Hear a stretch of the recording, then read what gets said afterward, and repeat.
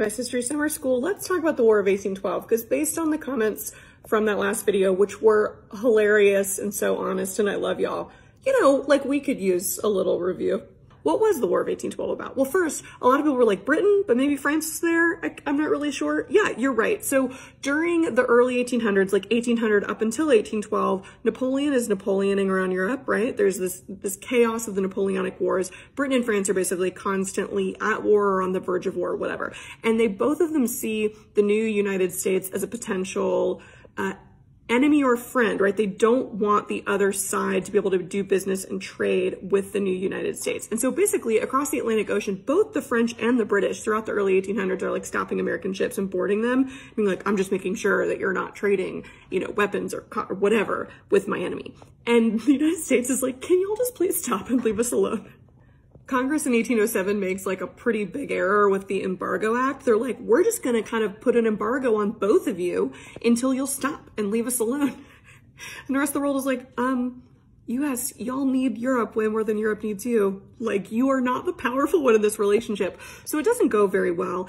We basically say, like, we're going to embargo both of you. We're not going to trade with either of you. And whoever stops, like, taking our sailors and boarding our ships first, we'll side with you. And so Napoleon is like, great, I'll stop. And so we're like, great, we're going to go with France. Now, Napoleon tricked us, like he didn't actually stop, but whatever. Then we're sort of kind of on the side of France in there, and that just makes Britain want to like ramp up boarding our ships. And what they actually do is they start impressing our sailors, which basically means they see them as like, a lot of them as still legitimate like English, you know, citizens or subjects of the crown. And so they're like, hey, we actually need you to come back and fight in this war against France. So they will board an American ship, and if they find anyone who was like born in England and was maybe from their view an English subject, they just take them and they're like, you're in the military now. And you know, the US is like, I don't really think you can do that. The British are also still just like hanging around in North America. And in my view, this is actually the bigger cause of the War of 1812. The whole impressment of sailors is a lot more like splashy headlines, right? They're stealing Americans. But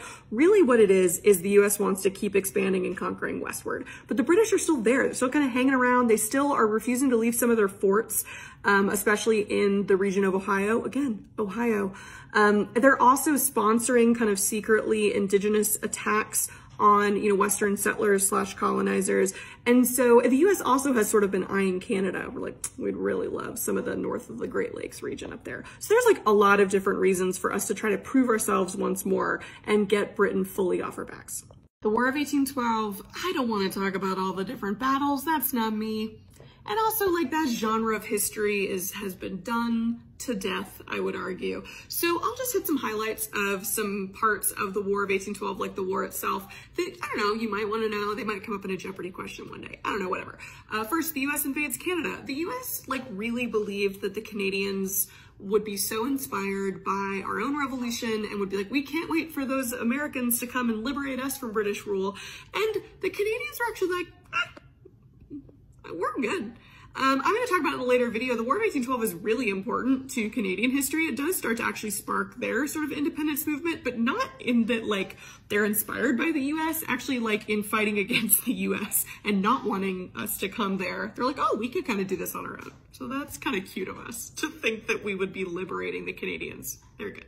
The US and the British fought naval battles on the Great Lakes, which is just fascinating, and there's tons of really cool stories about this. I will just say, as a high schooler, I remember being like very embarrassed to even ask, like, how did the ships get there? And I don't know why it was so hard for me to fathom, like, that they could just build ships there, like on the Great Lakes, but in my mind, I just could not figure out how they would get these huge military warships from like the Atlantic Ocean into the Great Lakes. They just built them there.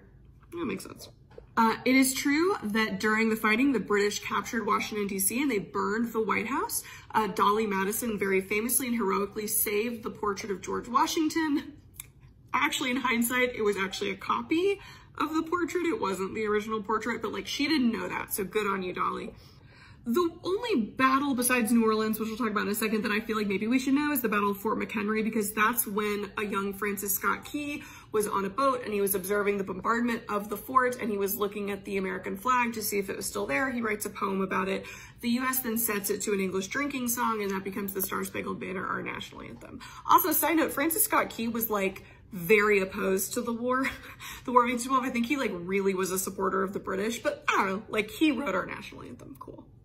Okay, and then the last battle, the Battle of New Orleans, is going to be important because it's going to basically make one of our first celebrity presidents, Andrew Jackson, the hero of New Orleans. We're going to talk way more about him and what he did at New Orleans in future videos. All right, that's it. That's the War of 1812. Let's get on to the consequences. All right, U.S. History Summer School. So in the last video on the War of 1812, I talked about the Battle of New Orleans where Andrew Jackson becomes a national hero. And what's funny about that is that the whole Battle of New Orleans actually occurred like a few weeks after the treaty was signed that ended the war. They just didn't get the memo. Communication took a long time back then. Let's give them a break. So why did the war end? It just sort of fizzled, like both sides. No one was really making any headway. And they were like, why are we fighting again? Right? As with really most things in the early 19th century, it can be traced back to Napoleon. He's kind of like the Kevin Bacon of the early 1800s. Millennials and Gen X will get that reference. Napoleon was defeated for the first time in 1814, and so there's a new balance of power in Europe. The British are like, actually, we don't really care that much anymore about who's trading with the Americans over in North America, and they weren't really as concerned about those forts anymore and stuff. They had just defeated Napoleon. By the end of the war, nothing has really changed between the US and the British, so why do we care? Spoiler, like a lot of reasons why we should care.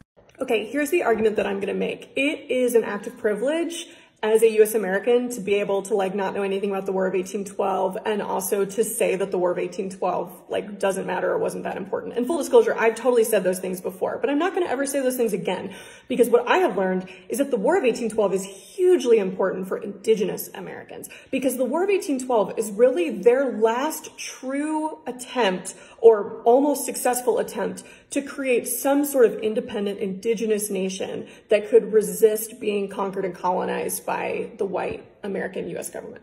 To understand this, let's look at a guy named Tecumseh. So he was a member of the Shawnee tribe that's in modern-day Ohio, and he basically spent his entire life fighting against the US government, or what would go on to become the US government. He first fights in the American Revolution. He fights on the side of the British, because like I said in an earlier video, the British government had promised that they were going to carve out a protected kind of indigenous nation somewhere in North America, but the new US government refused in the treaty negotiations to end the American Revolution. So the War of 1812 is like their second chance to do that.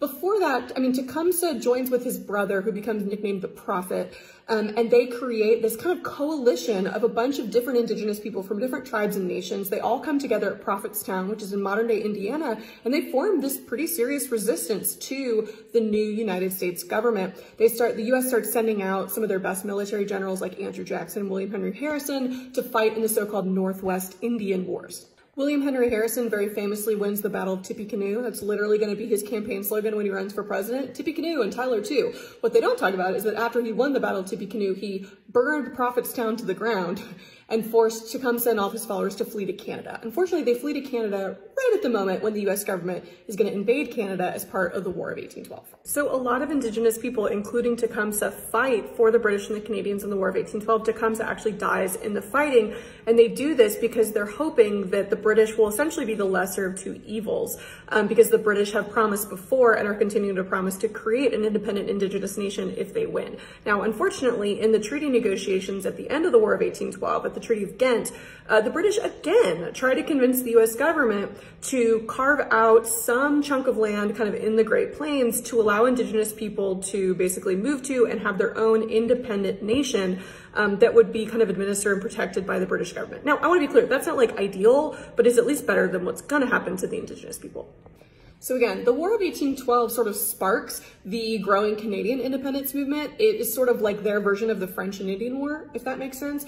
And it's really the last almost successful attempt by Indigenous Americans to unite against the US government. So the War of 1812 is really important. U.S. History Summer School. So the decade after the War of 1812 ended in 1814 is known as the Era of Good Feelings, and it's associated with Monroe's presidency.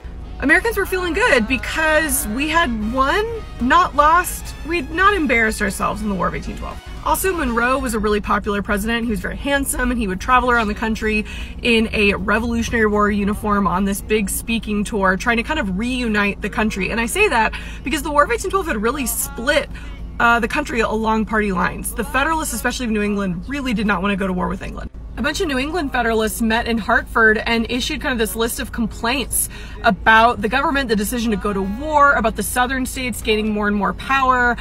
There are some talk of New England just seceding from the Union. But this happens just a few weeks before the war ends, and so it ends up making the Federalists look, at best, dumb, and at worst, like traitors. The Federalist Party falls apart and there's a decade of single-party rule, so Democratic Republicans were feeling good. Good morning. Let's talk for a second about the Monroe Doctrine. The traditional narrative in U.S. history about American foreign policy is that really until like the World Wars, the United States was very isolationist. We were following George's advice. But we forget that George's advice in his farewell address was to stay out of European affairs. And we did that, but we were like hella involved in the Americas. And right at the tail end of this era of good feelings, the United States starts to flex its muscle as the growing power in the Americas. And we do this through the Monroe Doctrine. It was issued in 1823, and it basically says to Europe, hey Europe, we'll stay out of your issues and your affairs if you stay out of the Americas. This was coming in the wake of a series of wars for independence, especially from Spain, across Mexico, South America, that were all inspired by the United States Revolution. And the US basically said to Europe, like, if you get involved and try to interfere in the sovereignty of any of these countries, we're going to see it as a hostile act to us. In other words, we were saying, dibs,